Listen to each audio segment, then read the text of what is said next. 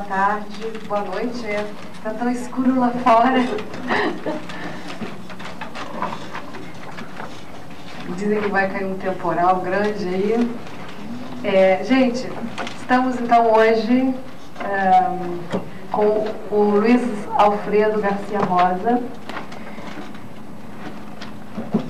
Nós estávamos agora há pouco conversando sobre o início do Luiz Alfredo, que foi, ele é um psicanalista, um autor de livros de psicanálise, enfim, livros que estão aí no mercado, que atingiram várias edições, e de 3 anos para cá, 3 anos, né, Luiz Alfredo, ele resolveu colocar assim, dizer uma pá de cal na história, não? Olha, não. Pá de cal eu não diria, mas dá uma pá pelo menos. Uma assim, né? Da pata sem cal.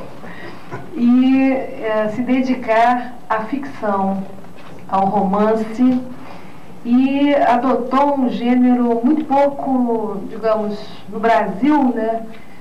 Poucos escritores escreveram romances policiais. Nós temos poucos, assim. Nós temos Rubem Fonseca, que é um dos nossos autores mais conhecidos, né? Aquela menina, ai meu Deus, Coutinho, esqueci. Sônia Coutinho, né? Desculpem, me esqueci. A Sônia Coutinho e Patrícia Mello agora, mais recentemente. São poucos os nossos autores contemporâneos que se dedicam ao romance policial. Então é com o maior prazer que nós recebemos o Luiz Alfredo, que em 3 anos lançou 2 livros, Achados e Perdidos, O Silêncio da Chuva, esse outro, que vão ser sorteados ao final da nossa roda. E, enfim, é com prazer que nós recebemos ele para a nossa leitura do mês. Vou passar a palavra para ele. Boa noite. Eu acho que não há um procedimento formal para o encontro dessa natureza. Então a ideia é ler 2 trechos, um trecho de um livro, um trecho de outro livro. Eu escolhi trechos de um tamanho que não canse vocês, são trechos curtos, e depois me colocar inteiramente à disposição de vocês, para vocês perguntarem o que bem entenderem, para nós trocarmos ideias a respeito não só do ato de escrever, mas da literatura policial. Eu queria dizer para vocês que durante muitos anos, durante 30 anos da minha vida, eu fiz um trabalho essencialmente teórico. Durante 30 anos, ou mais de 30 anos até, mas vamos deixar em 30 anos, que é uma data simpática. Durante 30 anos eu trabalhei com conceitos e teoria. E quando a gente trabalha com conceitos, quando a gente trabalha com teoria, há um referencial, há um trilho, né? Há uma espinha dorsal, que é a espinha dorsal da teoria e dos conceitos que compõem essa teoria, sobre o qual nós trabalhamos. Quer dizer, um autor, um teórico, ele não está lançado ao mar, num bote, né? Ele não está ao sabor das correntes, né? Ele tem uma rota, ele está num navio, ele está num barco, esse barco tem um leme, ele tem, de certa maneira, um mapa, né? Ele pode fazer caminhos alternativos, ele pode escolher locais de destinos mais ou menos amistosos ou inteiramente desconhecidos, mas o fato é que ele tem algo sobre o qual se apoiar. E quando eu me voltei para fazer literatura, para fazer ficção, acho que me voltei para fazer literatura já é uma pretensão, né? Mas quando eu me voltei para fazer ficção, ou seja, abandonar o trabalho conceitual e fazer ficção, a coisa que mais me deixou perplexo foi eu me ver frente a nada. Quer dizer, é criar a partir do nada. Quer dizer, evidentemente que tem uma matéria-prima de vivência, de experiência pessoal, de uma série de coisas, mas não há a linha, né, uma espécie de linha mestra da teoria para guiar o seu percurso. Então, isso tudo é para dizer que, assim como a teoria tem esse suporte, é muito fácil falar de teoria. Quer dizer, um autor, um teórico em qualquer área, ele tem absoluta obrigação de falar bem sobre a área dele, né? Porque ele trabalha com um material que é um material, de certo modo, conhecido. Falar de literatura, falar da ficção é uma coisa que para mim é inteiramente nova. Quer dizer, na minha opinião, a ficção fala alguma coisa, né? Ela fala nossas emoções, ela fala nossas fantasias, né? Ela fala nossos desejos, ela fala nossos medos, ela fala o desconhecido, mas falar dela é uma coisa extremamente difícil. Então daí ser mais fácil, eu acho, ao invés de falar sobre ela, eu leio um trecho do livro, ou seja, falar para vocês o que o livro está falando, né, e deixar que a escuta de vocês povoe esse pequeno mundo que a partir dessa fala possa se insinuar, né, e a partir daí nós trocarmos ideias, né. Então a proposta é ler o começo de cada um dos dois livros. Eu não sei se eu posso continuar falando ou você quer. Não, você, com você. O porquê que eu escolhi ler a parte inicial de cada um dos livros vai muito do meu modo de escrever. Quer dizer, há autores que escrevem a partir de uma estrutura montada. Eu escrevo a partir de um acontecimento. Quer dizer, eu me imagino um acontecimento singular, concreto, que pode ser um acontecimento minúsculo, sem importância, ou um acontecimento mais, enfim, com uma importância maior. Mas, enfim, eu pego um acontecimento e a partir desse acontecimento eu vou desenrolando a história. O que eu quero dar para vocês são exatamente esses acontecimentos deflagradores da história para mim, né? Acho mais interessante isso do que pegar um trecho no meio do livro descontextuado, né, para nós falarmos sobre ele.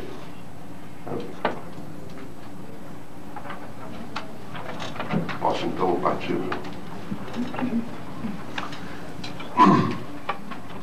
Bom, então primeiro eu vou ler uma página e meia do primeiro livro, Silêncio da Chuva,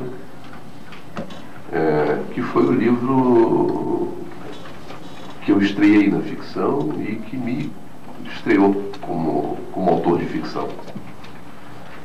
Eu tenho um carinho especial por ele.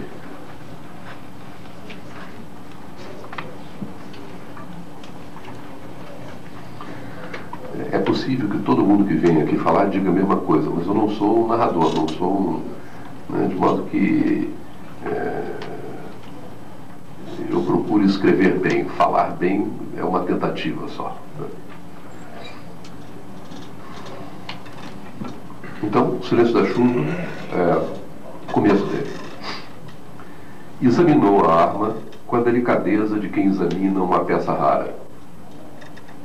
Sentiu-lhe o peso, correu o dedo pelo cano até a alça de mira, abriu o tambor, fazendo-o girar, fechou-o com um movimento de mão e testou o gatilho.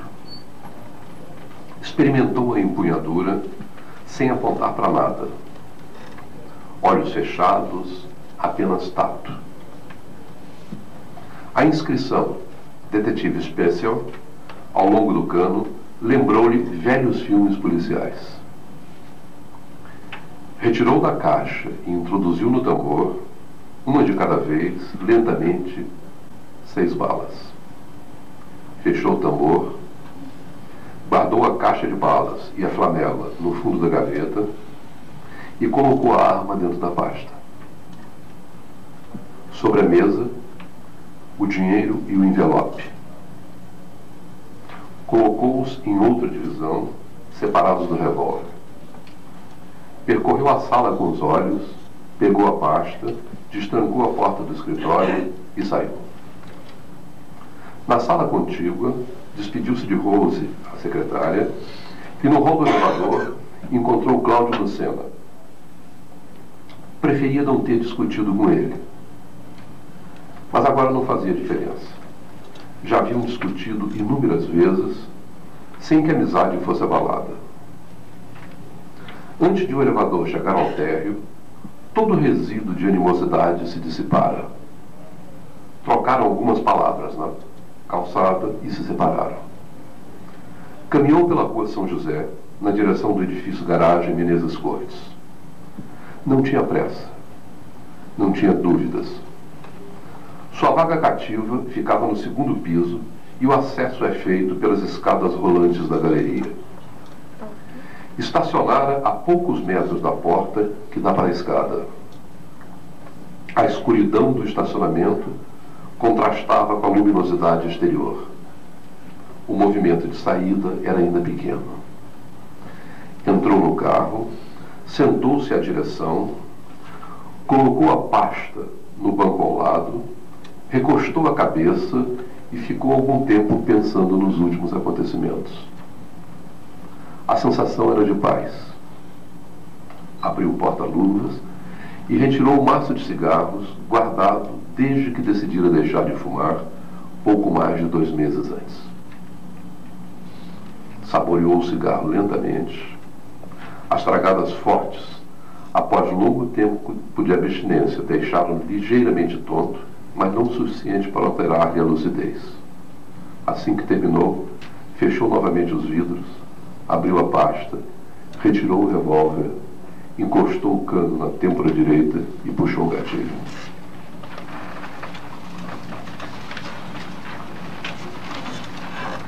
Então, esse é um trecho que ele se fecha nele mesmo.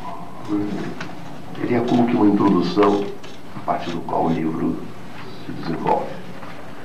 Eu não sei se eu leio os 2 textos e depois discutimos, talvez seja melhor, né? E aí? Melhor ler os 2, né? Então, esse é, volto a dizer, o que eu chamaria de o texto deflagrador da história, o acontecimento deflagrador. A história vai ser desenvolvida a partir daí. A mesma coisa o outro. Os 2 livros começam com um acontecimento que desencadeia a história. No caso de Achados e Perdidos, o texto é um pouco maior. Eu peço a vocês um pouco mais de paciência.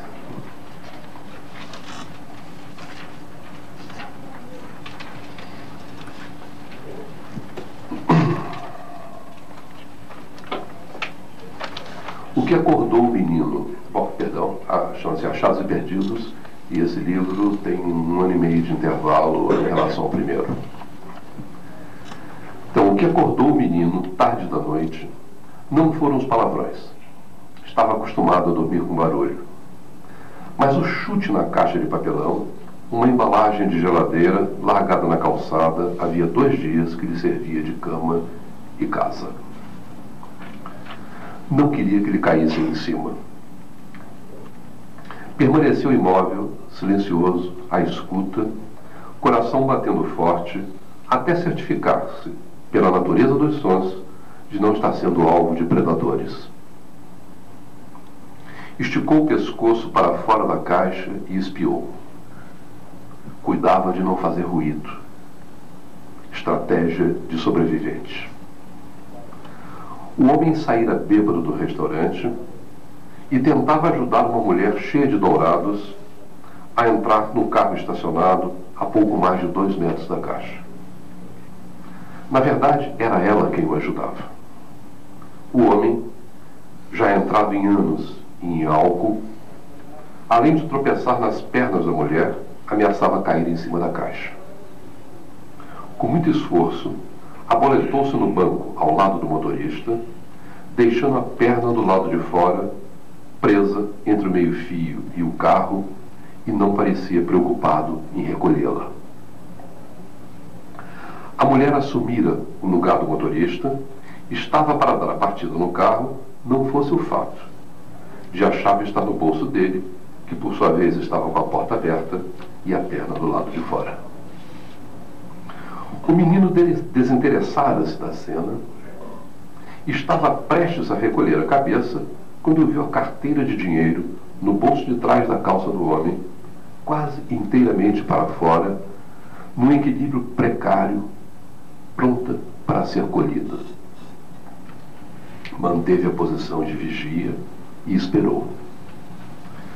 O homem tentava, sem sucesso, recolher a perna, cujo sapato ficava preso entre o carro e o meio-fio. A cada movimento que fazia para se desvencilhar, a carteira oscilava, o corpo balançava perigosamente, ameaçando desabar da calçada. Enquanto, entre bufadas, tentava retirar as chaves do bolso. Não as encontrando no bolso esquerdo, procurou no direito. E nesse movimento pendular do corpo, a carteira foi finalmente encontrada, o manobrista aproximou-se para ajudar, a perna foi colocada para dentro do carro, mas a porta não foi imediatamente fechada, porque o corpo do homem permanecia adernado para o lado de fora. O manobrista empurrou gentilmente o ombro do passageiro e, não sem alguma força física, conseguiu fechar a porta. O menino pensou que o homem daria por falta da carteira quando procurasse o dinheiro para gratificar o guardador. Mas antes mesmo de a mulher dar partida no motor, ele já estava com o queixo enfiado no peito, murmurando palavras desconexas, cuspindo na camisa. O carro saiu aos solavancos, deixando para trás uma manobrista. O menino esperou ele se afastar, verificou se não tinha ninguém pela calçada e esgueirou-se para fora da caixa como uma cobra. Poderia ter transposto os 2 ou 3 metros que o separavam do meio-fio andando normalmente. Mas os filmes a que assistira na televisão, nas vitrines das lojas de eletrodomésticos, lhe haviam ensinado que os comandos atacam rastejando. Pegou a carteira e voltou, ainda ao rés do chão, com ela escondida debaixo da camisa. Apesar de escuro, havia luz suficiente dentro da caixa para examinar o conteúdo do botim. Contou o dinheiro. 3 notas de 50, 5 ou 6 notas de 10, não deu para saber com certeza, uma nota de 5 e 2 ou 3 notas de 1. Nas outras divisões, havia cartões de crédito, talão de cheque e uma carteira de plástico, na qual, com dificuldade, conseguiu ler a palavra polícia, em vermelho. A surpresa o paralisou por alguns segundos. O primeiro impulso foi jogar tudo fora imediatamente. Tudo menos o dinheiro. Se não era louco para ficar circulando com uma carteira de policial no bolso, também não era louco a ponto de jogar dinheiro fora. Mesmo àquela hora, o trecho da rua era movimentado.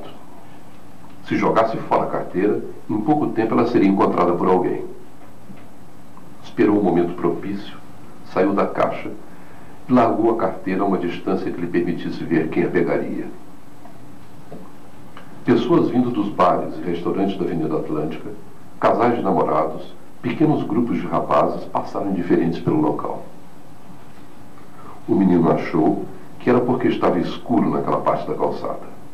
Saiu novamente da caixa e deu um pequeno chute na carteira, deslocando-a para um trecho mais iluminado. Voltou para a caixa.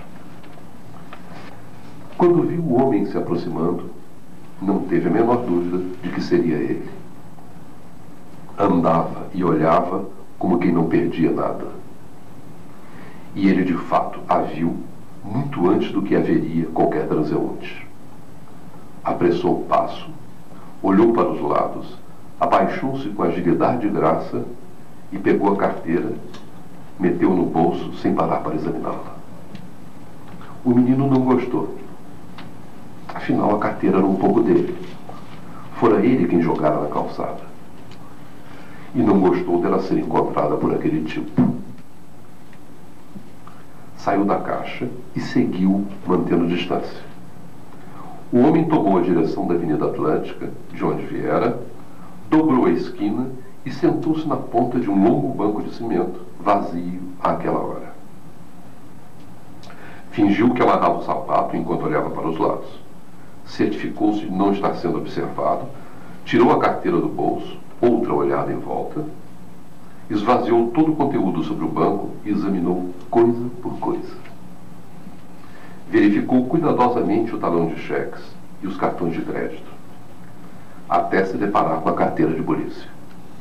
Examinou-a detidamente de um lado e de outro, guardando-o em sua própria carteira. O talão de cheques e os cartões de crédito meteu-os no bolso da calça. Depois de enfiar o dedo em cada compartimento da carteira, jogou-a debaixo do banco. Levantou-se e saiu andando. E o andar era diferente.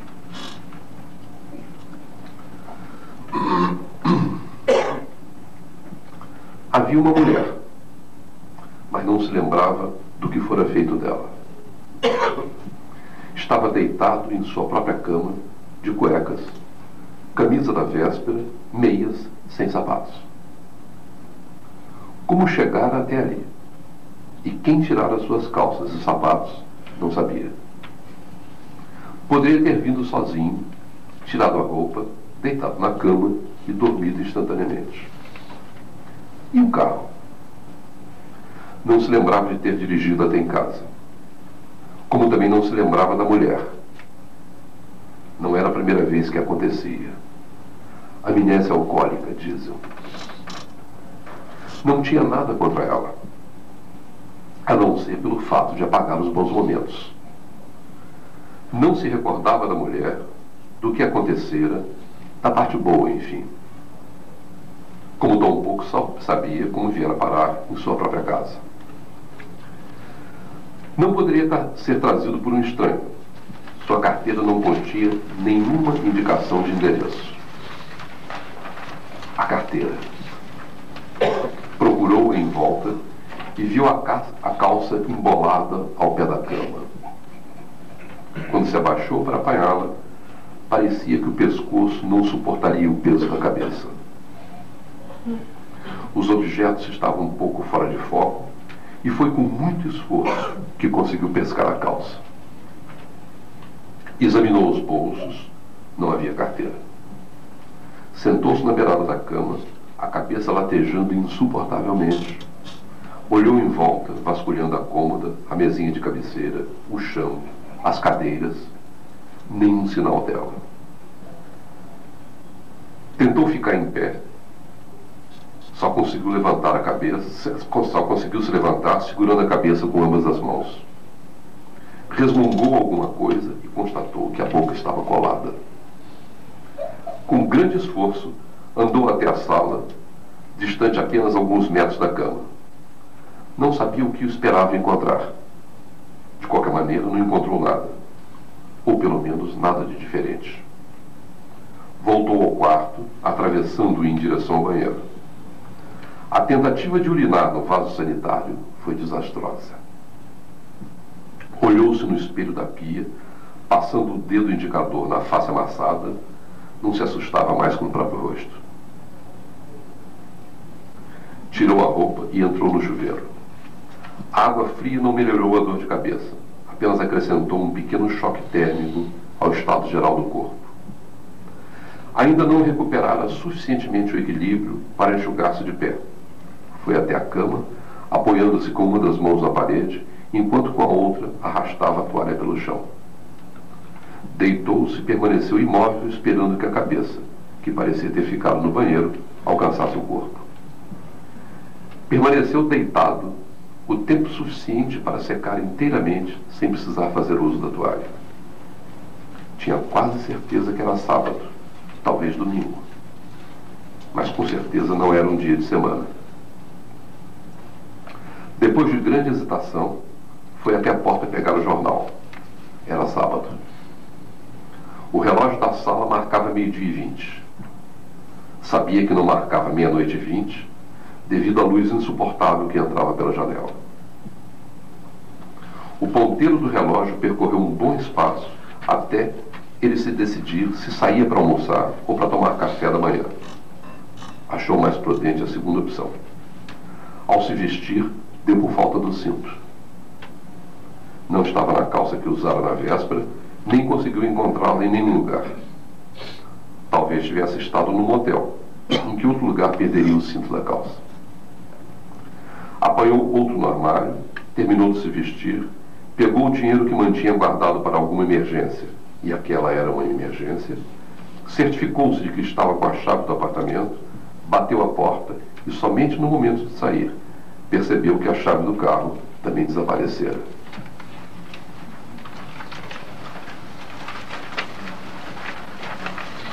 Então, são duas, na verdade, nesse segundo livro, são dois acontecimentos, um do menino que acha a carteira e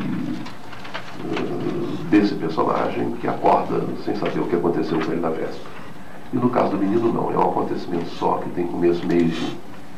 Esses são dois acontecimentos deflagradores da história. Cada um desses acontecimentos deflagra a história. E aí eu fico inteiramente à disposição de vocês para as perguntas que vocês quiserem fazer, e eu, a partir das perguntas, eu vou acrescentando o que eu achar importante acrescentar. Eu não sei se esse é o melhor caminho. Pode ser. Eu gostaria de começar fazendo uma pergunta. Tudo bem. Pode ser. Eu comecei ao contrário, eu comecei lendo você por Achados e Perdidos, né? Então, a minha pergunta seria, a partir desse último romance, né, que você lançou esse ano, Luiz Alfredo, você disse que quando você começa um romance, você não tem um plano definido, né? E nesse caso, né, do Achados e Perdidos, é curioso, você começa de uma situação de um policial que perde a carteira e tal. Como é que foi essa gênese? Você viu, você assistiu? Eu acho curiosíssima essa história do romance policial, porque é tanta trama, você tem que criar tantas situações, né? E você sabe fazer isso muito bem. Diga. Olha, eu acho que eu vou te desapontar, né? Na verdade, eu não elaborei trama nenhuma. Eu não elaboro trama. Eu não elaboro sequer a estrutura da história. Para dizer a verdade, esse livro, no caso no caso, em qualquer dos casos, no caso desse aqui, né, do Achados e Perdidos, como é que eu comecei? Eu tinha, uma vez, eu passando na rua, coisa que nós já vimos isso milhares de vezes, né? Eu vi um menino que dormia dentro de uma caixa de papelão. Né? Bom, isso daí não é novidade nenhuma no Rio de Janeiro, é o que mais acontece. Né? Mas nós saímos agora no centro da cidade, que deve ter algumas centenas de meninos dormindo dentro de caixa de papelão. Então eu imaginei um menino dormindo dentro de uma caixa de papelão, que seria uma caixa de geladeira, né? Cabe um menino direitinho dentro, né? E que esse menino fez dessa caixa de geladeira a casa e a cama dele. E imaginei um determinado acontecimento qualquer, né, externo à caixa, que levasse esse menino no meio da noite a sair, meter a cabeça para fora e ver o que estava acontecendo. Muito bem, isso foi o que eu imaginei e eu escrevi esse começo. Eu não tinha a mais longínqua ideia de como seria o capítulo seguinte. Eu não sabia sequer que personagens eu ia meter ali. Eu fiz, inclusive, o homem que sai bêbado do restaurante com uma mulher cheia de dourados. Né? Eu falei, bom, nada melhor do que um delegado aposentado cuja namorada é uma prostituta. Mas isso é loucura absoluta, porque não é nada natural que seja assim. Quer dizer, ninguém que sai de um restaurante, né, a 1, 2 horas da manhã, sei lá que horas, né, necessariamente é um ex-delegado que namora uma prostituta. Mas eu achei que era. Né? Mas também não sabia o que ia acontecer dali por diante. Entende? Como eu não sabia, eu fiz ele ficar amnésico. Porque se eu não sabia, ele tampouco. Que bebeu muito mais do que eu, diga-se de passagem. Eu até então não tinha bebido nada. Né? E assim a história foi começando a ganhar impulso, entende? É como se fosse sei lá, uma máquina que ela custa ganhar impulso. De começo ela vai devagar e tal. Né? Aí vão colocando os personagens. Só que, como você disse, no caso do romance policial, isso tem um fator extra complicador, que um romance policial, ele tem que ter uma consistência, ele tem uma lógica interna, né? Ora, se você escreve em cima de uma estrutura já montada, você sabe o começo, você sabe o fim, você sabe o meio, você sabe quais personagens tem, e você vai, né, como que recheando aquilo ali. No meu caso, não, é uma coisa ensandecida, entende? Porque eu não tenho a menor ideia do que vai ser. Então, à medida que eu vou fazendo, eu tenho que ter uma enorme atenção com o que eu já fiz, para que a sintaxe da minha história não se quebre, compreende? Isso aqui eu tenho que manter a sintaxe da história, a lógica da história tem que ser mantida. Então, frequentemente, eu tinha que voltar 100 e tantas páginas atrás para ver, será que naquele lugar foi exatamente... Quer dizer, isso que eu estou dizendo aqui é consistente com aquilo ali, entende? E assim vai. Quer dizer, o ato de escrever para mim é um ato demiúrgico. É como se fosse um Deus criando o mundo, só que esse Deus é maluco. Entende? Ele não tem nenhuma ordem, compreende? Ele simplesmente criou um boneco dali, vai pôr ele para andar, criou um outro, mas o que aquele tem a ver com aquele? Não sabe, ele não sabe, entende? Então, é como se fosse um Deus doido mesmo, compreende? Um demiurgo enlouquecido, né? Mas que ao mesmo tempo se exige depois uma lógica, entende? Afinal de contas, se eu sou Deus, eu tenho que ser lógico, né? Então, essa é a... Então, é muito trabalhoso para mim. Eu li uma vez, eu não sei se foi a Ruth Handel ou qual delas, uma dessas damas inglesas, P.D. James, eu acho.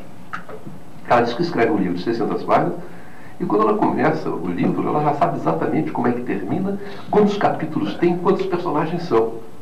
Eu fico fascinado com uma coisa dessa, entende? Com essa capacidade que ela tem de já de estruturar a história inteira.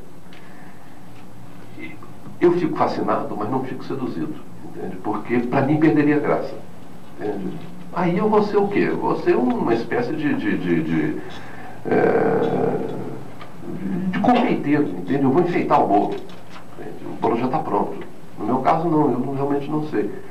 Então, quando eu disse que tinha decepcionar, nesse sentido, a própria trama, ela vai se desenvolvendo a partir de uma história, de um acontecimento pontual. Entende? Eu não sei se é assim que se escreve, até porque eu nunca aprendi a escrever. Entende? Eu escrevo assim. Parece que sim, você já ganhou 2 prêmios, livros. Mas eu suponho que deva ter formas mais cômodas de se escrever que não seja essa, né? Ô, Luiz Alfredo, então, quando você revela no Atrás de Perdido, lá pela página 150 mais ou menos, no meio do livro, né? Quem é o assassino, que né, no caso o assassino não, pessoal, não foi intencional, então, ou foi uma falha, no caso? Porque no meio do livro a gente já sabe que é o assassino. Quem lê assim mais ou menos detalhado, já sei quem vai ser o... Isso daí algumas pessoas me disseram que não conseguiram sequer desconfiar de que o assassino seria o que foi. Outros, né, eu acho que aí vai... Então eu sou amigo do Spinoza, eu sou um bom Spinoza. Não, você pode ser, primeiro, um leitor de história policial e, segundo, uma pessoa que tenha uma inteligência muito aguda para esse tipo de situação, porque isso depende muito do leitor, né? Quer dizer, tem leitor que é um leitor mais fantasista, ele vai deixando levar pela coisa, ele já não está mais preocupado quem matou, muito menos quem morreu, ou vice-versa. Outros não, o outro tem uma cabeça mais lógica, ele já vai, né? Se o autor não fez uma história rigorosamente estruturada, ele vai estruturando. De tal modo que chega uma hora que ele diz, bom, só pode ser fulano. Tudo bem, e acerta. Então, isso é possível, entende? Agora, tem um detalhe, que é o seguinte, é um detalhe que no caso eu faço uma diferença entre o que é um romance policial e um romance de mistério, né? Eu diria que o romance de mistério, ele é um romance mais centrado no mistério em si, entende? Na trama, né? Na complexidade da trama, né? E geralmente o romance de mistério, ele funciona quase como um exemplo vivo de lógica hipotética dedutiva, né? Então é um romance muito bem arquitetado logicamente. Quase sempre o personagem central é um gênio, tipo Sherlock Holmes ou Hercule Poirot, né? A história é uma trama de absoluta complexidade, em que o autor vai dando para o leitor, né, pílulas, né, elementos dispersos que ele vai juntar para tentar resolver a trama, e todo o espírito do livro, digamos assim, está nesse jogo entre o autor e o leitor, né, o leitor perseguindo insinuações verdadeiras e falsas que o autor deu, e o autor, de certo modo, camuflando isso. Esse é um tipo de livro. Eu diria que um livro policial não necessariamente tem que ser um romance de mistério. No meu caso, deliberadamente, eu não me preocupei tanto com o mistério da trama ou a trama do mistério.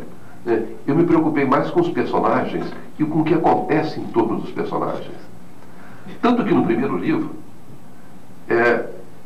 o leitor sabe, na primeira página, o que aconteceu. Entende? Então não tem mistério nenhum. O leitor leu e disse, pô, acabou. Né? Comprou um livro, pagou, sei lá quanto, R$20, leu a primeira página, você tentou, pimba, deu um tiro na cabeça, ele já sabe. Entende? Ou seja, o que importa não é de fato o que aconteceu, mas o que vai se tecendo com os personagens, né? O que vai acontecendo com cada um. Né?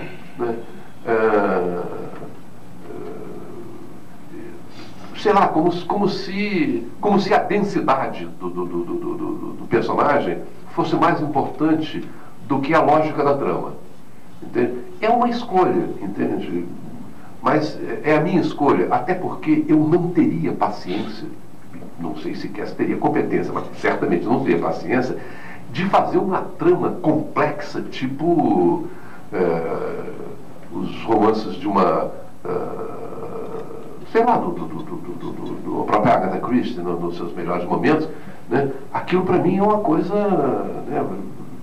Escrever viraria uma coisa chata, um ato de chato, entende? Mas, em suma, se você descobriu na página 150, primeiro, você é muito perspicaz, tá? Porque não dava para... Na página 150 não dava para descobrir, não. Mas, enfim, você deve ter uma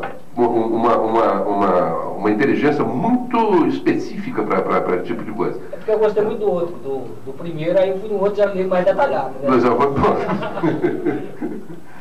Mas uma coisa que tem me chamado muita atenção sempre centrando dentro e fora do drama, sempre voltado para o personagem. Mas aí não está interligado com o teu passado, com os teus 30 anos? Se isso tem a ver com o meu passado? Com os teus 30 anos. Mas deixa eu só fazer uma correção em relação a algo que a Suzana disse. Eu não sou psicanalista. Não. Também, né? Entre outras coisas, eu sou ainda, né? Eu sou professor universitário e trabalhei durante anos e anos e anos em teoria psicanalítica. Mas, teoricamente, quer dizer, eu fundei uma pós-graduação em teoria psicanalítica e trabalhei a teoria psicanalítica conceitualmente. De modo que o meu passado em relação à psicanálise não é o passado de um clínico. Entende? Por isso que eu comecei aqui dizendo para vocês o quanto eu trabalhei com conceitos e com teoria, né? E conceito é um negócio absolutamente sem graça, convenhamos, né? Nada mais afastado da vida do que um conceito, né? De modo que o benefício que eu poderia ter tido desses 30 anos é muito mais um benefício, né? Lógico, né? Ou de um benefício, sei lá, de exercício de pensar, do que um exercício do imaginário. Compreende? Aí eu faço uma outra confissão. O fato de eu ter trabalhado 30 anos com conceito e com teoria poderia dar a impressão de que eu sou uma cabeça racionalista, conceitual, teórica, irrecuperável, né? Eu tenho uma certa capacidade para trabalhar com conceito, com teoria, mas eu sou um ser absolutamente invadido pelo imaginário. Entende? Quer dizer, o meu problema não é controlar o conceito, meu problema é segurar o imaginário, quer dizer, não me deixar ser inteiramente atropelado por esse imaginário. De modo que mesmo os 30 anos que eu tive de passado teórico conceitual não foram suficientes para bloquear ou para recalcar, para eliminar essa fantasia, que é o que a gente faz quando escreve literatura, que a gente é matéria-prima. Eu não digo que fazer literatura é ser fantasista, né? Mas eu diria que a matéria-prima da qual ela é feita, sem dúvida alguma, é a nossa fantasia. Não sei se eu respondi a sua questão, mas devo ter batido uma trave, pelo menos. Está dentro do conflito, né?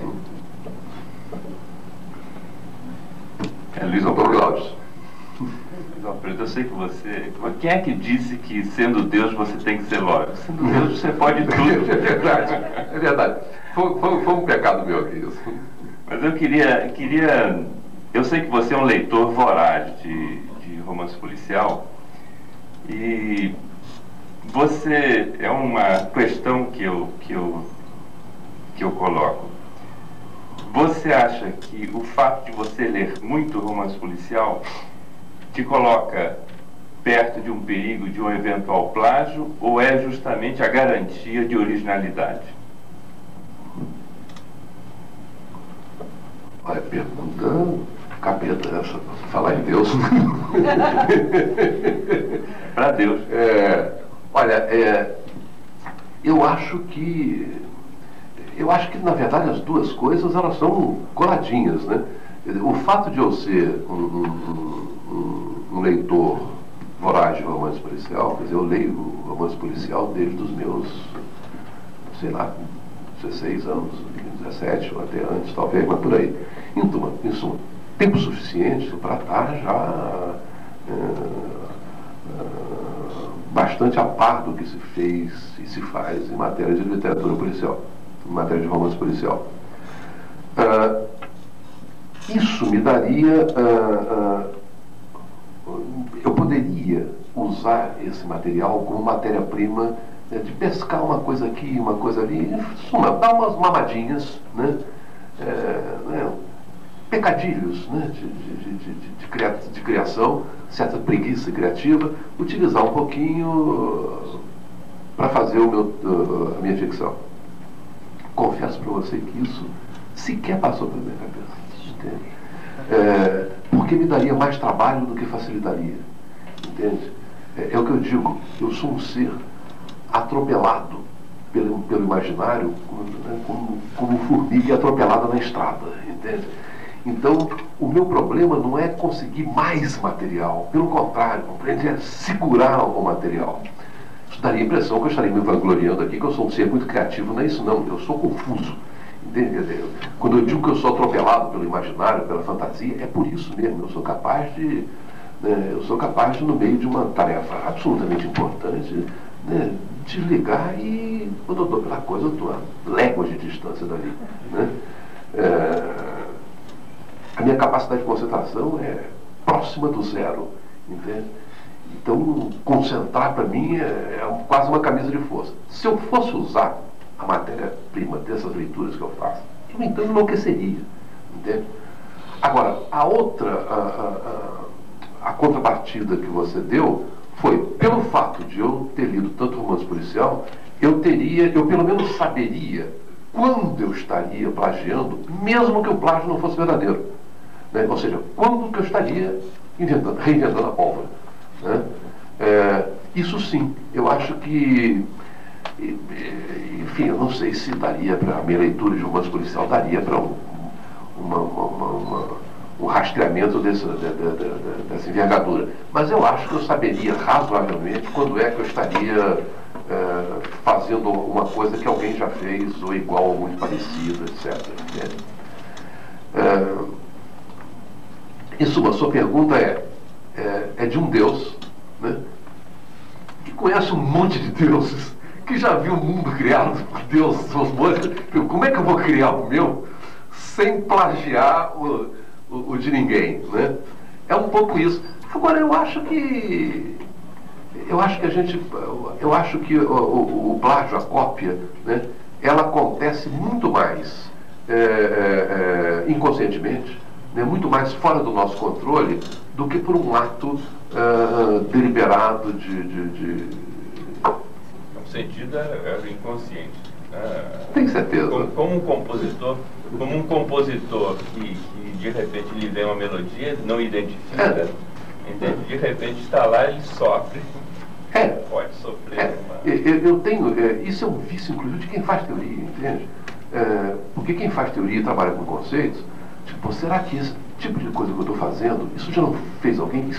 Eu sinto que isso já foi feito, já me aconteceu, né, trabalhando na obra do Freud, pegar uma frase e que eu dizia, onde é que o Freud escreveu isso? Né? E começar a rastrear, antes do cerebrão da obra do computador dele, começar a rastrear o Freud desesperadamente. São 23 volumes, 24 volumes, né, à procura da frase. Né? Não encontrei, comecei a perguntar para amigos meus, onde é que Freud disse isso? E os amigos diziam, não, eu sei que disse, e começaram a procurar, né? E procurar, até que eu falei, desistir. Não tem como dar referência. Era a minha frase. Entende? Era uma frase que eu tinha feito no meu primeiro livro, né? E que eu tinha esquecido dela. Né? Não era nada original, não. É porque a frase era simpática, entende? Então eu queria utilizar a frase. Né? E não era dele. Então acontece isso também. Você às vezes plagia você mesmo. Entende? Quer dizer, a incompetência pode chegar a esse ponto, entende? Bem, eu não sei se não é bem uma questão, um entendimento que eu tive lendo os livros e vendo Rubem Fonseca também, Patrícia Mello, o que eu percebo é que o assassino, quem mata, ou não existe um culpado que vá levando a história, ou que seja uma pessoa má. Eu percebo que vocês escrevem como se a situação fosse o grande barato da história, que não existe, apesar de ser uma coisa policial, não existe a coisa má. Então, você falando sobre exercício de pensar, ou plágio, ou fantasia, parece que você está escrevendo como se fosse um cientista social escrevendo uma historinha fantasiosa, uma teoria fantasiosa. Que percebe isso? Olha, mas se eu consigo transformar o que você disse numa pergunta, quer dizer, seria como que a atividade do romance policial, isso é uma das coisas que dizem do romance policial, é que o romance policial seria uma literatura de evasão. Né? Então, quando se escreve como se fosse um cientista social fantasiando, é como se aquele fosse o momento de evasão do cientista social, o momento em que ele saísse do sério, o momento em que ele se alienaria das questões concretas, né, e se evadisse. Né? Desculpe, eu estou interpretando sobre a sua questão, não sei se eu estou sendo fiel ao que você está pretendendo dizer. Né? Eu acho que isso de fato acontece, entende? De fato, não necessariamente nos colocamos como cientistas sociais, mas de fato nós estamos escrevendo fantasiazinhas, porque é isso mesmo, entende? Do meu ponto de vista, não é a literatura policial que ela é evasiva, a literatura ela é evasiva. Né? Quer dizer, você se evade não é só na literatura policial, você se evade, né? E evadir não é propriamente pecado. Há momentos em que você tem que evadir mesmo, se evadir mesmo. Há momentos em que eu preciso me evadir, entende? Há momentos que nós somos avassalados pela realidade, nós somos atropelados pela realidade. Né? Quem vive em terceiro mundo, então, esse atropelamento ele é constante, é cotidiano, né? Ele é violento, ele é brutal. Né? Então, há momentos em que você precisa se evadir mesmo. Entende? E a literatura pode funcionar para isso. Né? O que não quer dizer que ela seja uma prática alienada. O que quer dizer que você pode, via a literatura, né, se colocar de alguma maneira num outro registro, né, que te permitem, inclusive, ver as coisas de maneira diferente. Né? E eu vou mais longe ainda. Eu acho que o próprio ato de escrever é um ato de evasão. Entende? No que você escreve, a palavra escrita, ela é um bloqueio do real. Entende? Quer dizer, escrever é, de certa maneira, dizer não ao real e se colocar no lugar do discurso. Né? Quer dizer, quem escreve e quem lê, de certa maneira, no momento em que escreve, no momento em que lê, ele se muda para o discurso, ele se muda para essas letrinhas, né? Ele se transporta para cá e faz disso momentaneamente o mundo dele. Agora, ele faz disso momentaneamente o mundo dele porque ele precisa fazer disso momentaneamente o mundo dele, porque senão ele não suportaria o outro. Entende? Quer dizer, há momentos que é o momento do sorvete de morango. Entende? Em suma, você... esse fazer historinhas, esse fazer fantasias, né? Isso é o que nos suporta. Sem isso, nós não nos suportamos e não suportaríamos o outro. Entende? Não sei se foi essa a sua questão. Entende? Pelo menos eu ouvi dessa maneira. Pela ausência de um culpado. É interessante isso nesses romances contemporâneos. Mas eu acho que a ausência do culpado talvez seja a grande coisa que o romance policial, dentre outros, consegue fazer.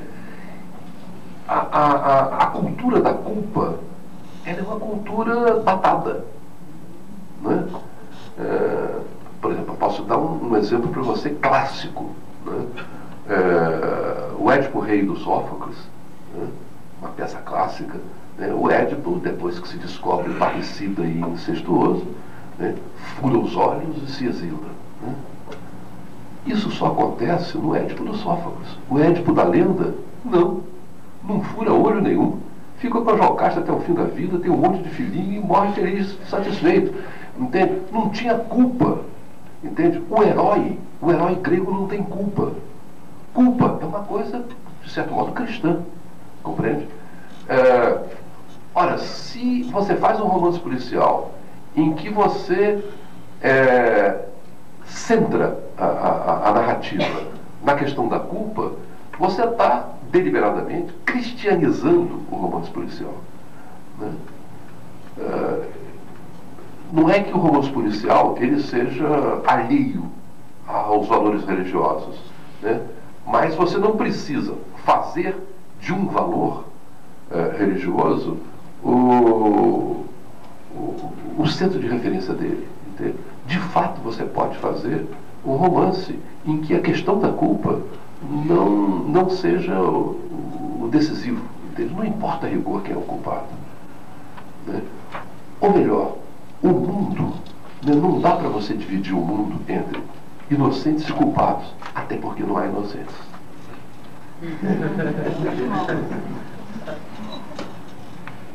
Bom, eu queria perguntar o seguinte: eu li os seus 2 livros e também eu estou querendo fazer a pergunta de livro de policial. É meio difícil porque a gente não quer tirar o suspense de quem ainda não leu, né? Então, eu li os 2. Você estava falando em plagiar você mesmo, e os 2 livros são meio parecidos, né? Porque eu acho que isso que eu vou falar não vai tirar assim, o suspense do livro. Porque no Silêncio da Chuva, ele joga a pasta ou a bolsa numa lata de lixo e outras pessoas acham. E aqui no Achados e Perdidos também. Ele vê a carteira e joga a carteira para outra pessoa achar, né? Quer dizer, assim, acho que inconscientemente você está plagiando você mesmo. Né? Olha, sinceramente eu não tinha me dado conta disso. Mas não existe esses 2 casos? Existe. É uma situação... Agora eu quero dizer também que no primeiro, no Silêncio da Chuva, por pequenos detalhes que eu não vou citar, eu também já sabia quem era o criminoso. Depois eu falei com meu filho... No Silêncio da Chuva? No Silêncio da Chuva... Não era bem o criminoso, era aquela pessoa que... Não posso falar.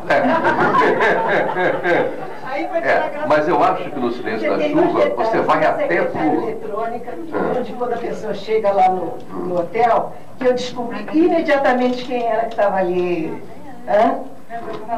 imediatamente quem estava ali, quem era a pessoa. E fiquei satisfeita quando acertei.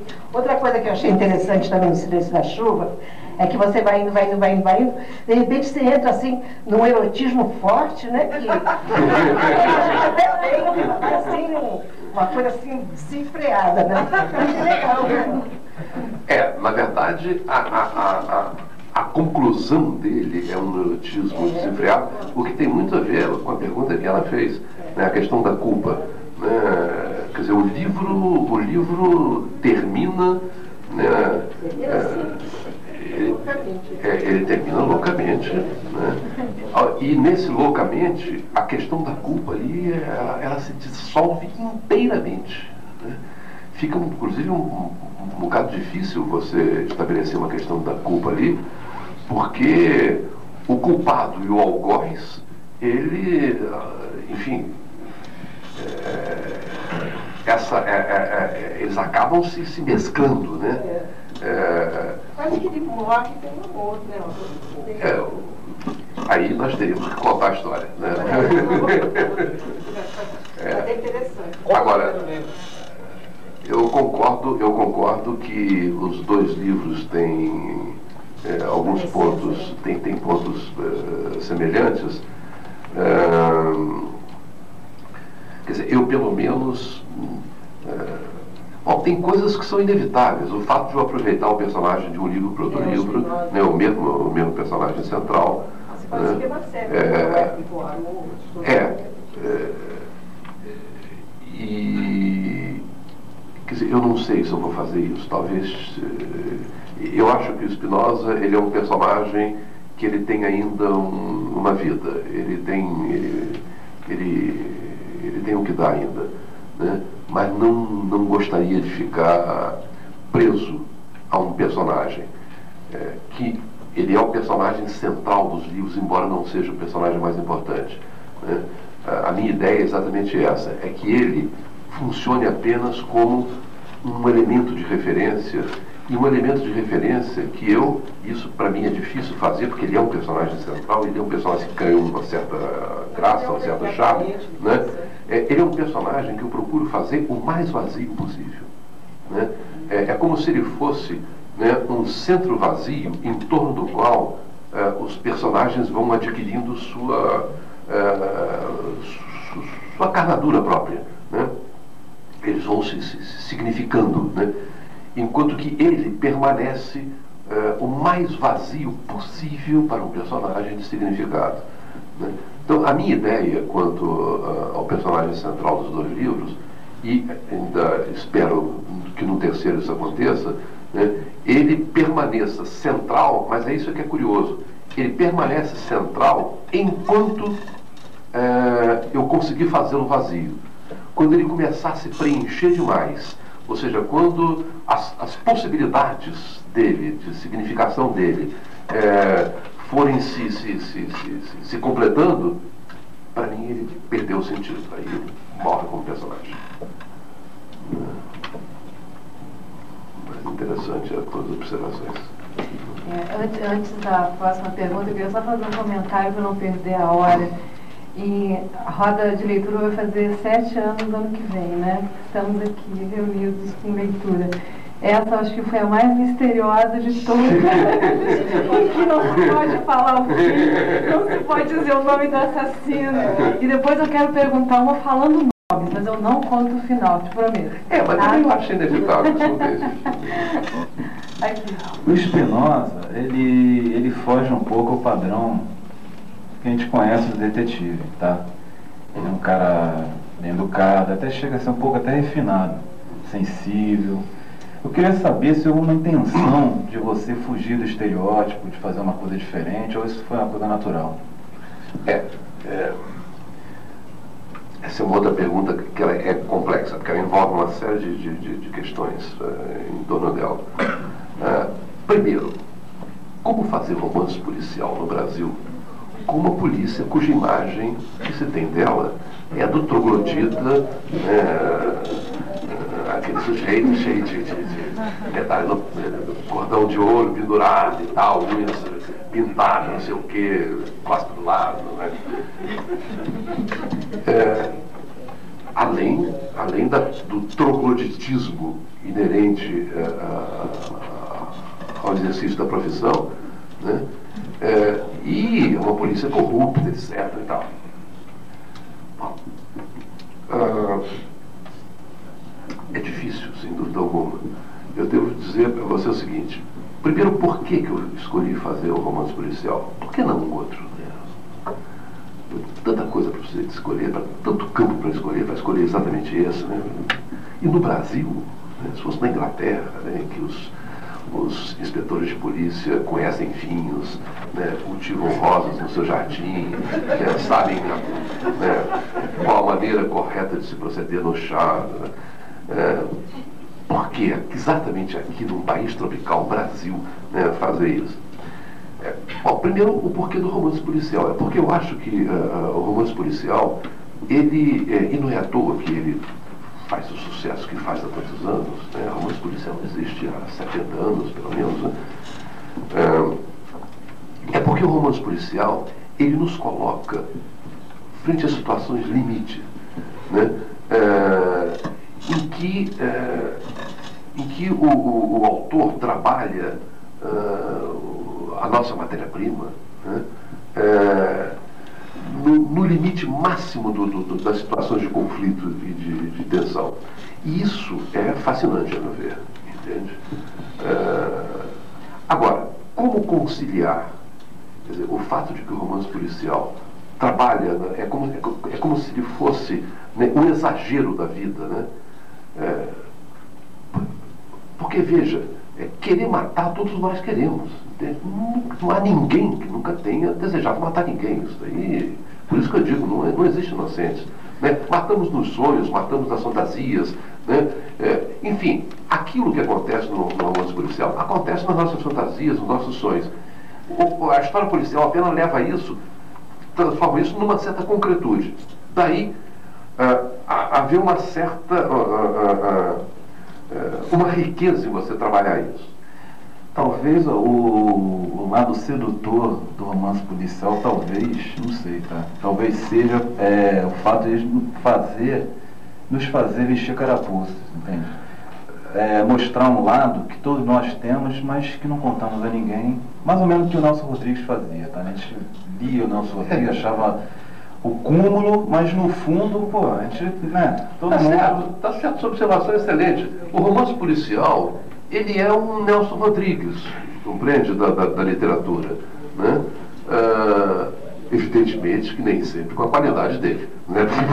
Né? Se fosse, seria uma beleza. Mas, enfim, o que faz o Nelson Rodrigues? Ele eleva a enésima potência, né, as nossas situações cotidianas, mas que nem por isso deixam de ser reais. O romance policial também. É isso, o romance policial, ele trabalha com essa potencialização que o Nelson Rodrigues faz do nosso cotidiano. Digo de passagem, não foi só Nelson Rodrigues, não. Você encontra isso no Machado de Assis também. Né? Agora, e como conciliar isso com a polícia brasileira? Né? Eu confesso a você o seguinte, que a imagem do policial troglodita, como eu descrevi aqui, ela não é mais necessariamente a regra, entende? Eu, em função dos livros que eu fiz, eu visitei muita delegacia de polícia, né? E encontrei delegados que surpreenderia muita gente. Entende? Primeiro, muito jovens. Segundo, falando bem vestidos, delicados, simpáticos, e uma enorme quantidade de mulheres. Se você for hoje, por exemplo, na 12ª Delegacia de Polícia em Copacabana, no Largo de Gouveia, você vai encontrar uma delegada de polícia que é uma gracinha. Entende? Você não vai dizer isso para ela, porque né, ela não dá muita chance, não. Mas é uma... Pois é, e é uma gracinha ela, uma mocinha muito simpática, bonita, suave. Entende? Você jamais imaginaria que aquela moça um dia viu um revólver, pelo menos, mas não, ela usa o revólver. Entende? Compreende?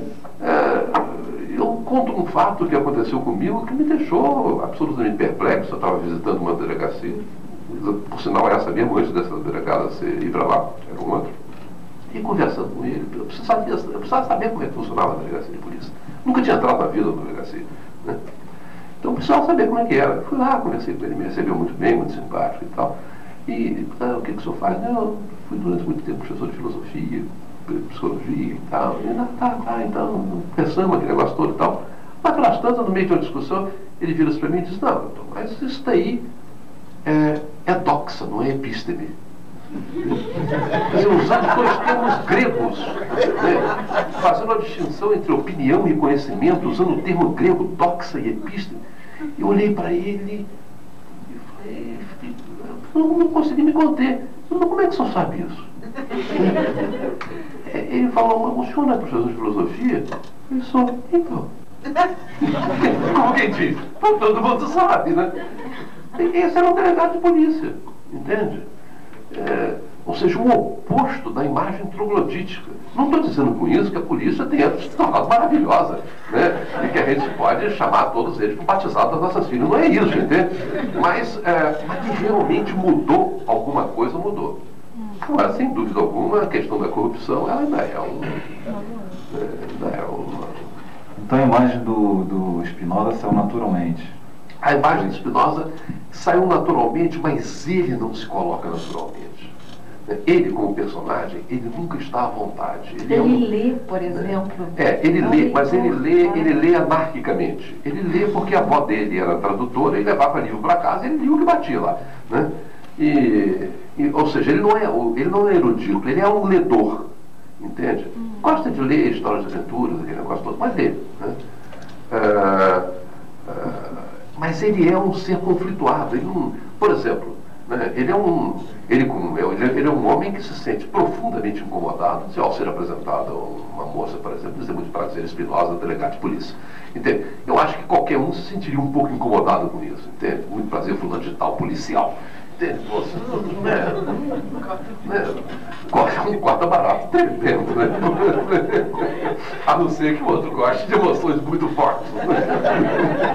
Mas, enfim, ele é um ser que vive conflituadamente a sua condição de delegado. Até porque tornou-se delegado por acidente. Ficou também, era o caso. Então, por que ficou?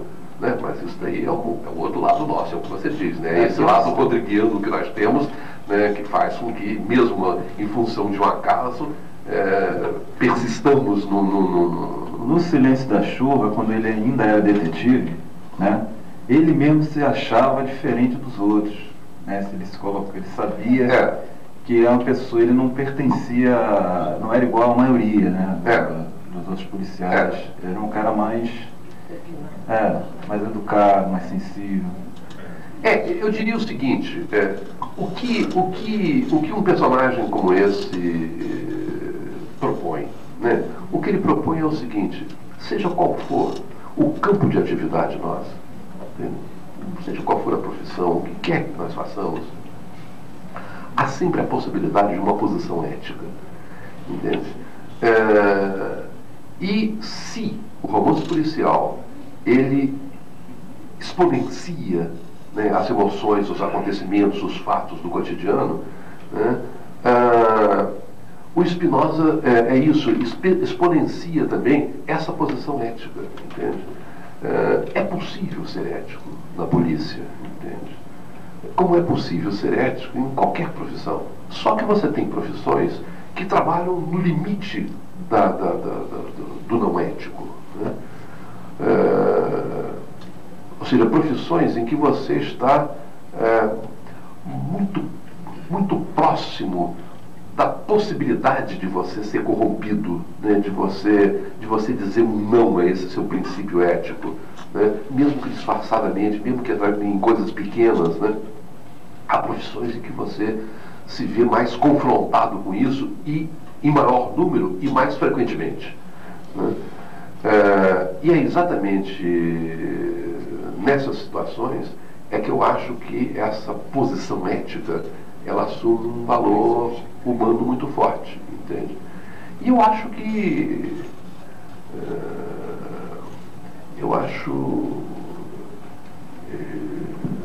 eu não tenho dúvidas de que o homem tem possibilidade de ser ético, entende? Seja qual for a situação, mesmo em situações absolutamente limites, né, situações de guerras, de conflitos extraordinários, há uma possibilidade de você ser ético, o que não significa ser moral, porque moral você está simplesmente se comportando segundo certas normas que foram estabelecidas culturalmente, religiosamente, historicamente, ao passo que a posição ética ela independe disso. Então eu acho que, assim como o romance policial, ele exponencia situações de agressão, de destrutividade, de maldade, etc., exponencia também essa possibilidade ética do personagem. Luiz Alfredo, voltando ao tema de você ser um escritor policial no Brasil, como é que foi sua aceitação pelas editoras, pela crítica em si, já que é difícil esse preconceito, né? Há um preconceito contra o gênero em termos de autor brasileiro fazendo romance policial. E como é que você conseguiu entrar nesse mercado? Houve preconceito, houve barreiras? Como é que foi? Olha, sem dúvida alguma, uma coisa difícil, né?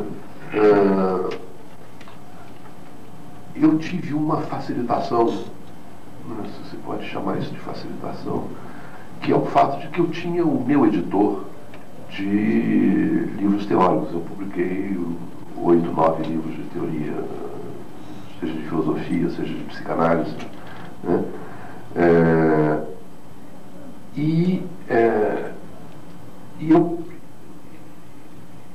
Esse meu editor pediu para ler o livro, né? Além de minha mulher, ali, e que também é escritora. Ela é psicanalista, é escritora, né? Além dela, ele foi o único a ler o livro, né? E ele disse, olha, se você quiser eu edito.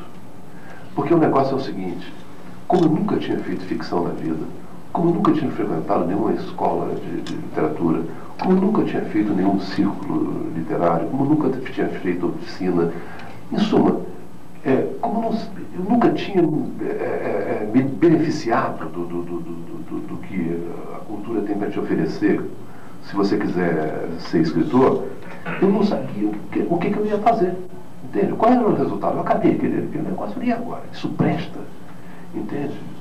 Eu confesso a você que eu não sabia, entende? E aí? Olivia leu e disse, olha, eu acho que é bom. Mas ela também não é uma expert em literatura policial. Entende? Aliás, não é uma expert, não. Ela não é definitivamente uma expert em literatura policial. Né? E o fato dele do meu editor ter gostado, para mim foi uma primeira coisa. Eu falei, olha, era o Jorge Zahar, que morreu há pouco tempo. E eu falei, olha, Jorge, só tem um negócio, não é livro para você publicar, porque a sua editora é uma editora de ensaios, de livros teóricos, uma editora tradicional no Rio de Janeiro, mas a sua embocadura não é literatura, não vai ser bom para você, não vai ser bom para mim. Ele disse, não tem a menor dúvida, concordo plenamente, tentei te seduzir, mas você desmanchou. Então o que nós vamos fazer? Eu falei, o que eu te peço é o seguinte, que você pelo menos encaminhe ele para um editor. Eu gostaria que encaminhasse para a Companhia das Letras, para o Luiz Schwartz. Né? Falei, como você conhece o Luiz Schwartz, pelo menos que isso vá para o Luiz Schwartz pelas suas mãos. Né? Quer dizer, pelas suas mãos, ou seja, mandado por ele. Né? E ele mandou.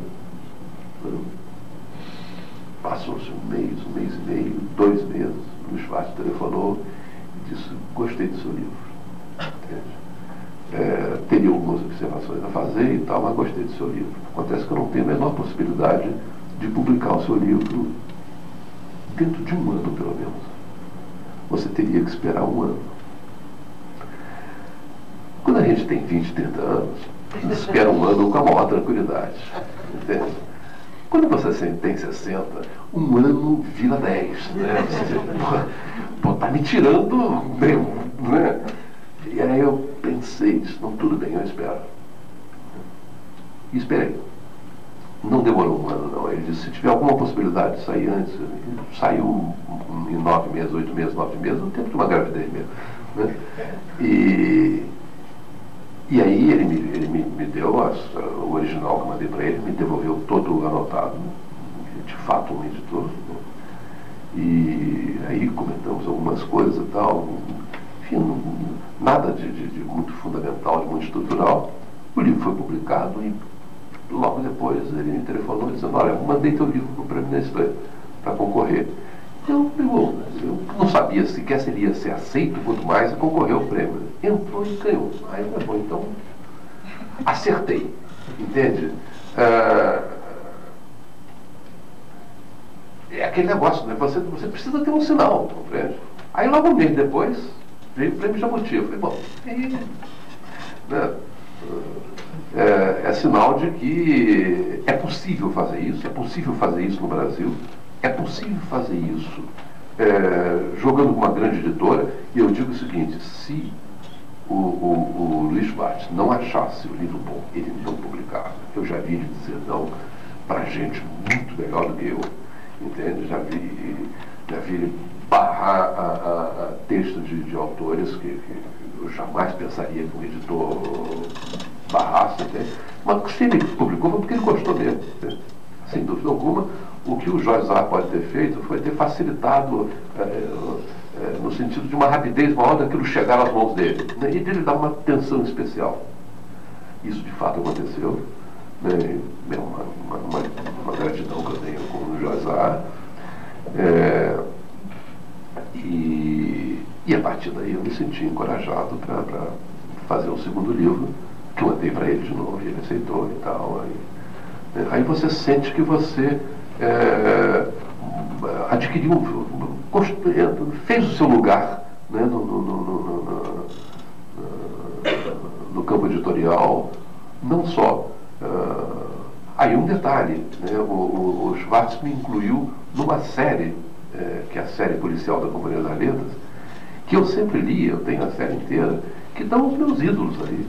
Dashiell Hammett, Raymond Chandler, Ross MacDonald, eu sempre li aquilo ali. Então, né, os meus ídolos juvenis, né, estão ali. E eu fui o primeiro brasileiro a fazer parte da série. Que para mim foi uma coisa fantástica, porque então você está perguntando como é que é entrar no mercado editorial. Quer dizer, eu me senti muito bem acolhido, entende? Eu acho que se você quer fazer, entende? Você faz e o mercado vai te atender de alguma maneira. Pode demorar um pouquinho mais, um pouquinho menos, você vai facilitar daqui um pouco ali e tal, mas se o que você faz corresponde minimamente ao que se espera de um texto de ficção, o mercado te recebe de braços abertos. Até porque essa é a matéria-prima dele, entende? Ele vive disso. Você falou em ética, né? Sim. Então eu pensei, já queria fazer a pergunta antes, mas como você falou em ética, eu queria perguntar se o detetive Spinoza tem alguma relação com o filósofo Spinoza. E pela ética eu vi que tem. Se você podia ampliar um pouco o que você falou sobre isso. Eu gostei da sua pergunta porque eu tenho uma simpatia muito grande por ele. E tem, sem dúvida alguma que tem. O nome Spinoza, a escolha do nome Spinoza, Lívia sempre disse: olha, eu nunca vi um detetive com pior nome do que esse. Os detetives sempre têm nomes charmosos, né, e tal, né? Philip Marlowe, né? Spinoza. Quer dizer, Spinoza vingou, mal creio o nome, né? Agora, tem a ver com Spinoza. Eu acho o Spinoza, o filósofo Baruch Spinoza, eu acho, de toda a história da filosofia, nos seus 25 séculos de Ocidente, eu acho o Spinoza o pensador mais ético que a filosofia já teve. Ele jamais fez qualquer concessão no plano das suas ideias, razão pela qual foi tentado matar, foi excomungado, enfim, pouca gente foi tão perseguida e maltratada quanto ele, né? E foi um homem de uma integridade assustadora, de modo que eu tenho ao mesmo tempo um monumento de rigor, né? Spinoza é um pensador de um rigor extraordinário, eu diria um rigor e um vigor, né? As gente tem imagem do Spinoza, né, como polidor de lentes, aquele sujeito fraquinho, doente, tuberculoso, né? Não era isso não, ele era um lutador extraordinário, ele foi o primeiro homem que se levantou contra as multinacionais, né? A começar pela Companhia das Índias, né, de modo que ele não era visto com grande simpatia, né, pelos poderosos. Então eu tenho uma admiração muito grande pelo Spinoza. E de modo que o Spinoza, né, quando eu pensei no Spinoza como personagem do meu livro, eu pensei que num homem que fosse ético, entende? Que tivesse uma posição ética frente à vida, né, com todas as confusões, com todas as suas atrapalhadas, mas tivesse uma posição ética, né? Eu falei, bom, então ele só pode se chamar Spinoza, entende? De modo que tem, de fato, é uma homenagem ao Spinoza e, ao mesmo tempo, quem sabe se o Spinoza Baruch, né, alimenta um pouco o Spinoza delegado com a sua beleza de ser humano que ele foi, né?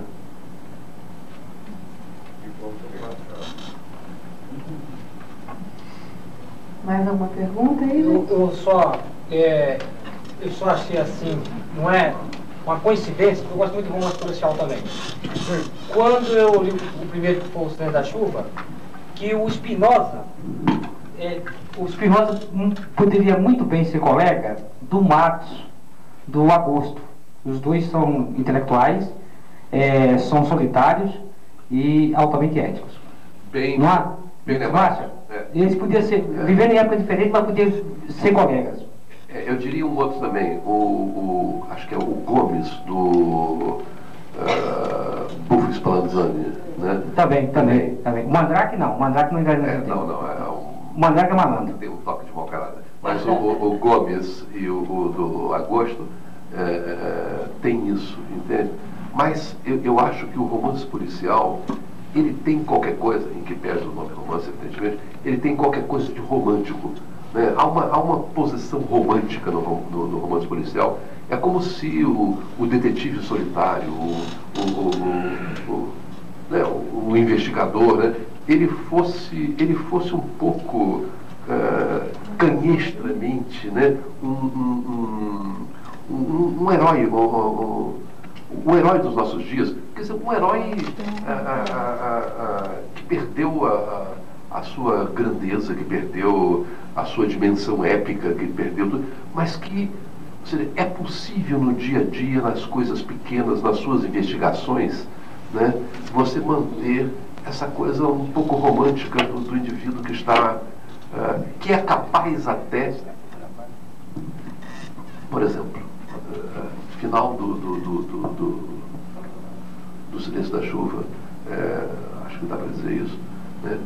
Há uma situação na qual o Spinoza sai com uma carta na mão e, dependendo do que ele faça, né, ele pode beneficiar pessoas ou instituições completamente diferentes, né?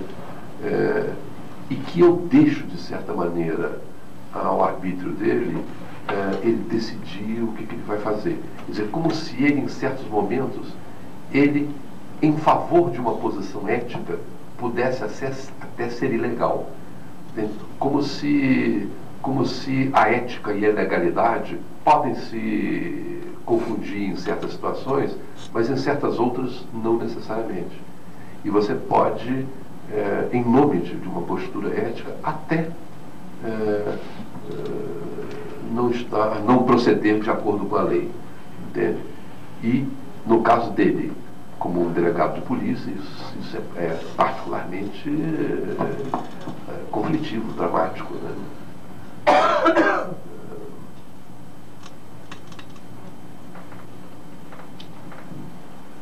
Eu não sei, o próprio leitor de romance policial, ele tem que ter um quê de romântico.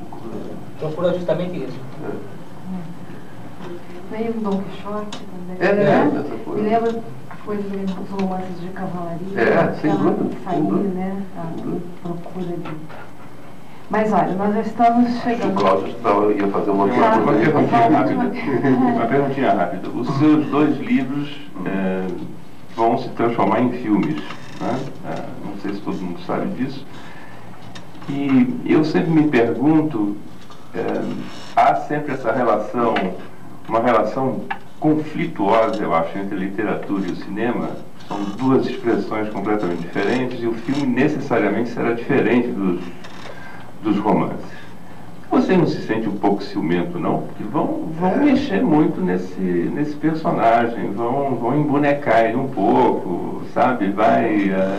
Não vai ser o mesmo final, não é o que você pensou, não vai ser, as imagens não vão corresponder ao seu imaginário. Como é que você vive uma coisa dessas? Olha, é terrível isso, né?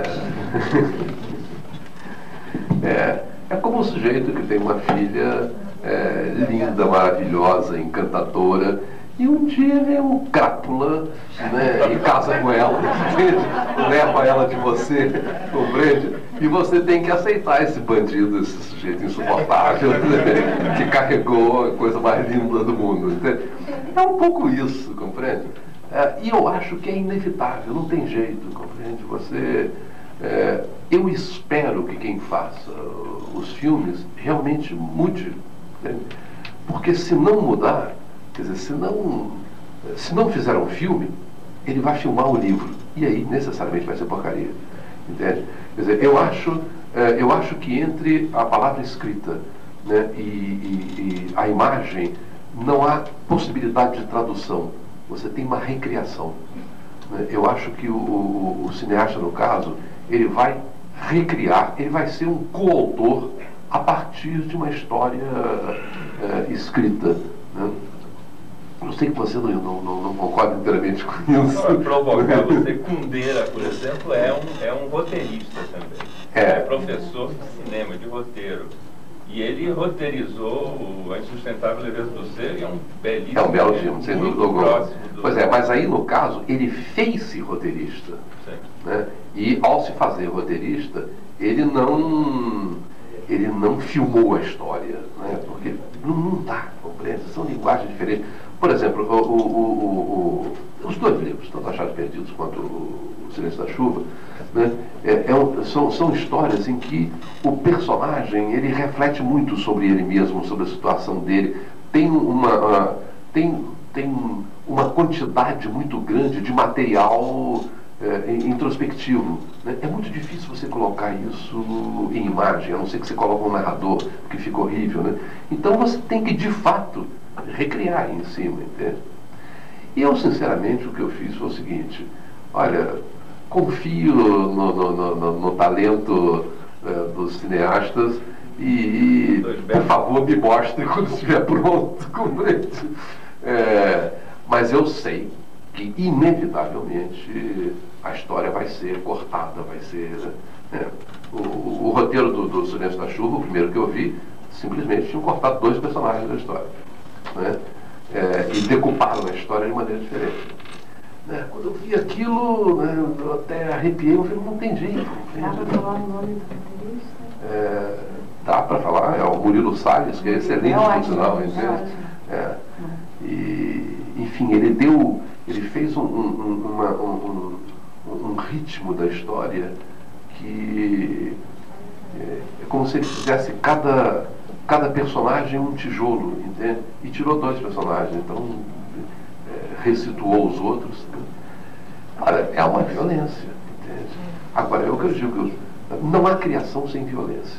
O ato de criar é um ato de violência, né? Criar é romper com alguma coisa. Criar, né? Criar não é um continuismo. Criar é você fazer um começo novo, né? Necessariamente, todo criador é um violento, mesmo que seja uma doce criatura, né? E então eu estou pronto para essa violência, entende? E recebo. Tem outro livro no forno já? No forno eu não diria, mas com a massa sendo preparada, sim. E o Spinoza vai arrumar os livros dessa vez, não? O Spinoza continua nesse livro. Então ele vai arrumar os livros naquela patente? Ah, bom, isso daí é um problema que eu não sei ainda.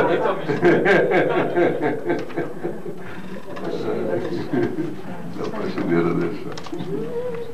Gente, antes de encerrar, nós já estamos na hora, eu queria fazer um comercial e anunciar a nossa próxima roda. O comercial é meu. eu quase nunca faço, eu vou fazer. Queria convidar vocês para um lançamento de um livro meu de poesia, que é o relançamento, na verdade, a segunda edição do livro que está saindo, dia 21 de outubro, às 20h30, 20h30, na Livraria Argumentos. Vai ser uma leitura de poemas, vai ser mais uma festa do que propriamente um lançamento de livro. Então, convidar os amigos, enfim, se vocês quiserem aparecer, vai ser um prazer ter vocês lá, tá bom? Eu faço isso um pouco envergonhada, porque eu não gosto de fazer comerciais meus. Mas eu vou fazer agora um da próxima roda, que vai ser com o Dias Gomes, na primeira quarta-feira de novembro, tá? E estaremos aqui também, 6h30. Convido vocês todos para estarem aqui. Agora, agradecendo também agora ao Luiz Alfredo essa leitura, enfim, essa conversa excelente, enfim, esse momento de reflexão sobre o seu trabalho. É uma coisa que faltou dizer, quer dizer, eu considero, você falou que é um distraído, né? É uma coisa assim, fantasioso e tal, mas essa sua fantasia com tanta lógica, é uma espontaneidade, é inacreditável. E você conhece a realidade do Rio de Janeiro, né, profundamente. A coisa também do romance policial é uma pesquisa também da alma humana, né, das reações dos indivíduos. É o que me impressiona muito na sua linguagem, né? Esse universo todo que você domina, né, e sensível também para os fatos, essa da realidade do menor abandonado, que está aqui retratada, né, nos dois livros, a gente percebe isso no Brasil, a gravidade, né, de tudo. Enfim, agradecer esse momento e agora vamos ao sorteio de livros que sempre acontece. Depois você diz umas duas palavrinhas de despedida, tá? Eu que sorteio. Claro, um convidado. Leio? Claro. 41.627. Quem se acusa? Ninguém? Segunda rodada. Segundo turno. Ó, lá Segundo turno. 41.627, é você? Não, segundo turno. Isso.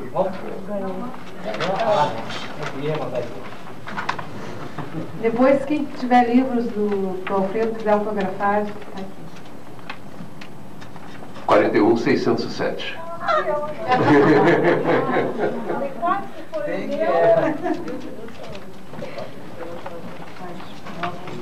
Bom, eu gostaria de dizer, finalmente, da enorme satisfação, do prazer enorme de estar aqui com vocês.